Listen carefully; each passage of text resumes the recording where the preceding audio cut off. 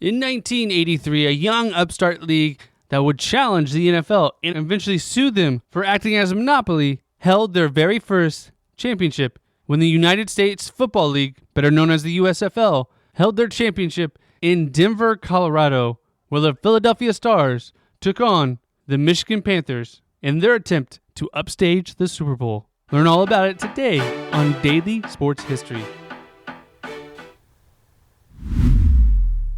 Welcome to Daily Sports History. I'm Ethan Reese, your guide to sports history every day. And today's trivia question to listen out for is, who was the MVP of 1983 USFL Championship game?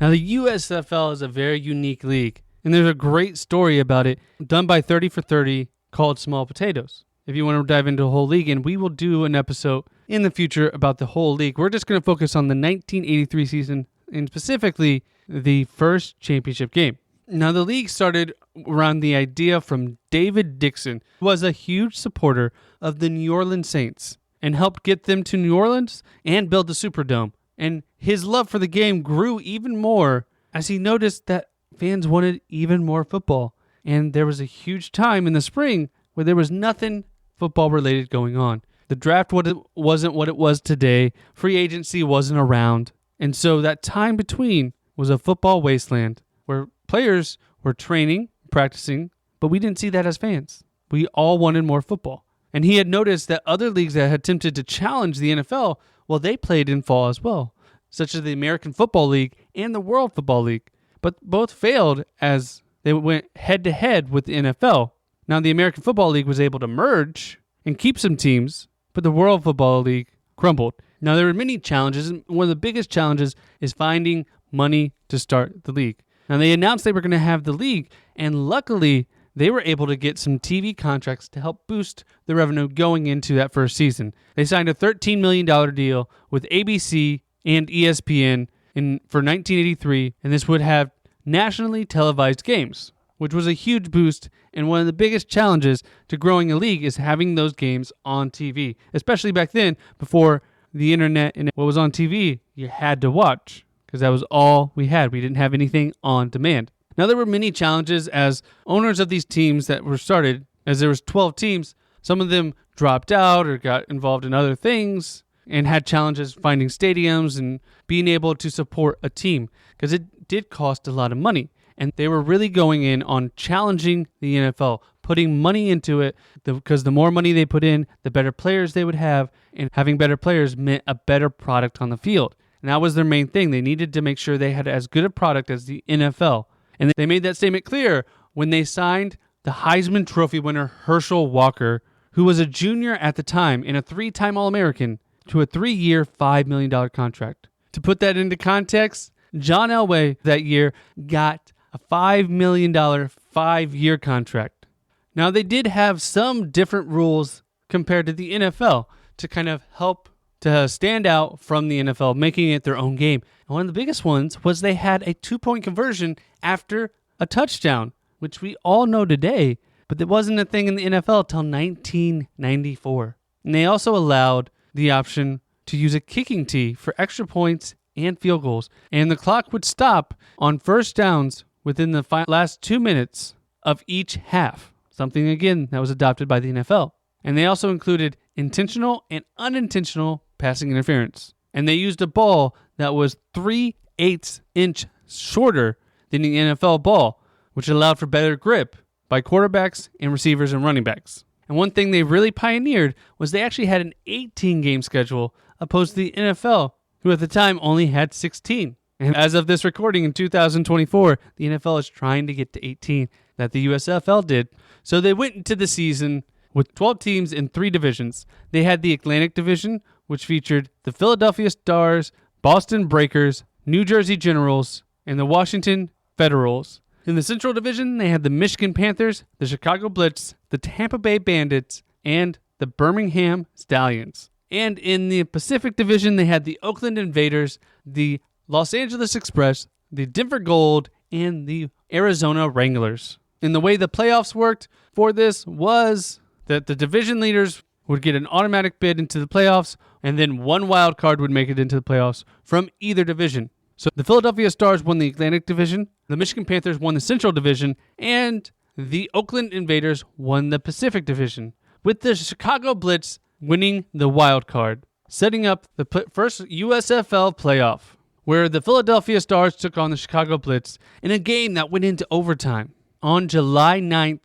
1983, where the Philadelphia Stars won 44-38. And the following day, on July 10th, the Michigan Panthers put a beating on the Oakland Invaders, winning 37-21, setting up a championship at Mile High Stadium in Denver, Colorado on July 17th, 1983. Now, the Philadelphia Stars finished the season 15-3 and were led by Chuck Fuchsia from Penn State, who has actually got a chance to get the job when his college coach, Joe Paterno, called Jim Mora, the coach of the Philadelphia Stars, who was made famous when he later coached the Indianapolis Colts. You may remember his rant, playoffs?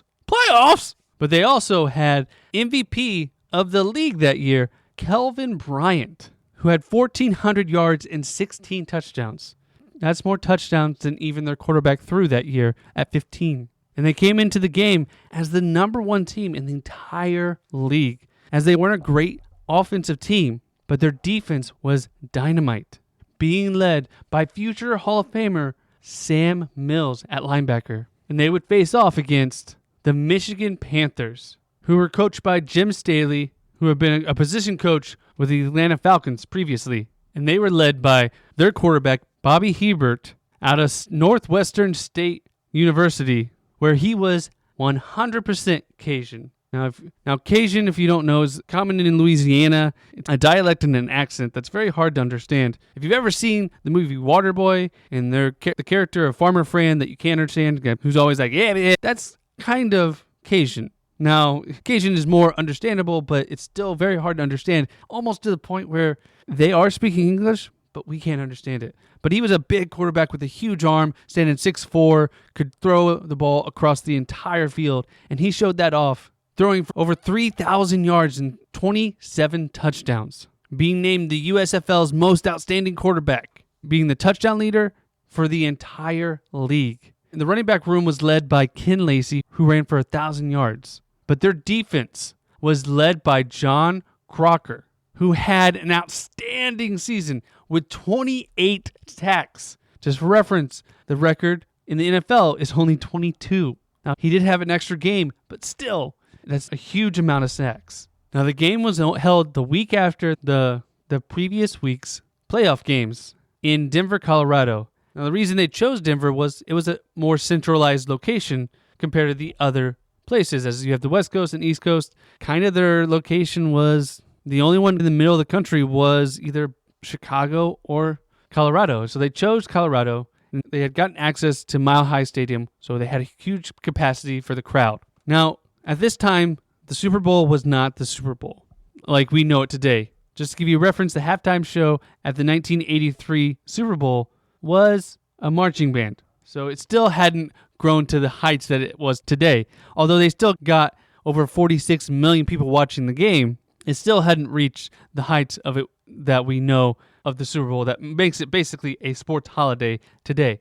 But the USFL really focused on making this a huge event, as they spent the whole week before bringing in as many sports reporters as they could. They wanted to get the best PR for this entire week. So they literally flew in writers from all different places to help boost the word of mouth and the awareness of it, hosting galas and having parties all week to get as many people excited for this event. And in some ways, it worked. As you know, they had more writers there than they probably would have, but they also overbooked and didn't have the space for all the writers to come. And a little moment happened in Denver that kind of took everyone a little bit away from the game, as John Elway showed up at training camp with Denver for the first time and took over all the headlines for the week.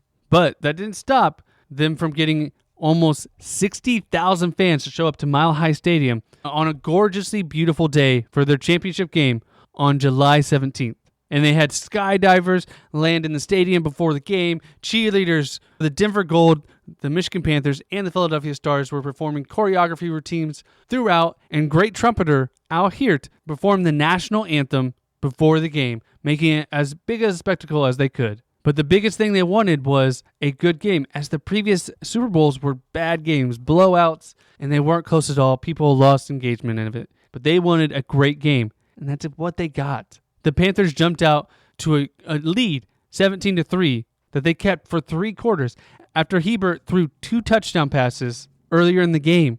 But the Stars came back in the second half after missing a couple of field goals and drove up almost the length of the field twice to bring the game 17-14, which, as the game grew closer to the end, made it more exciting. The stadium grew louder. Everyone was chanting. Everyone wanted this to happen. And there was only 3 minutes left in the game when the Panthers had the ball at the 48-yard line at a 2nd and 10. Running back Ken Lacey got injured with only 3 minutes left. And after that injury timeout, they came out and did a couple of quick slants where Hebert found one of his favorite targets, Derek Holloway, on a quick slant, and he took it over 30 yards for a touchdown, giving them the lead 24-14. And the call in the field was Hebert gets it away. Carter, there he goes. First down. He's loose. He gets some help. He's in the corner. Touchdown. Whoa. Perfect. This was the excitement they all needed, and this allowed them to win with a final score of 24-22, with Hebert winning the MVP, throwing 3 touchdowns. But it wasn't over yet, as sadly before the game, they had a unique experience where the Miller Brewing Company sponsored the game and offered free beer 90 minutes before the kickoff, which meant many of the fans there were drunk, and they offered in the stadium beer throughout the entire game. Now they cut beer off after the third quarter in the NFL, but not for the USFL game. And after the game, thousands of fans stormed the field, and the Denver police, who were the security at the game, were ordered to make sure that no one tore down or did anything to the goalpost or the field. So they acted in retaliation and maced many of the fans, which caused kind of a riot situation for about 20 minutes. After all was said and done, a few people were arrested. Other people, needed some medical attention. Luckily, no one was severely injured, but it was a kind of a black eye on the game ending in that way. But overall, it was a successful game for the USFL.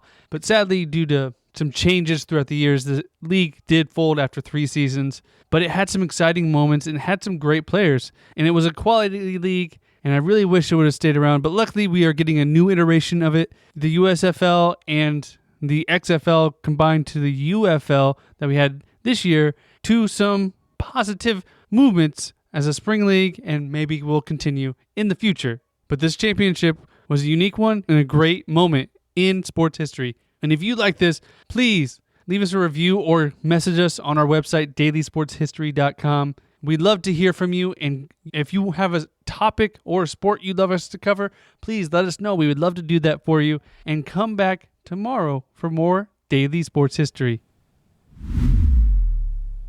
And did you catch the answer to today's trivia question? Who was the MVP of the first USFL Championship?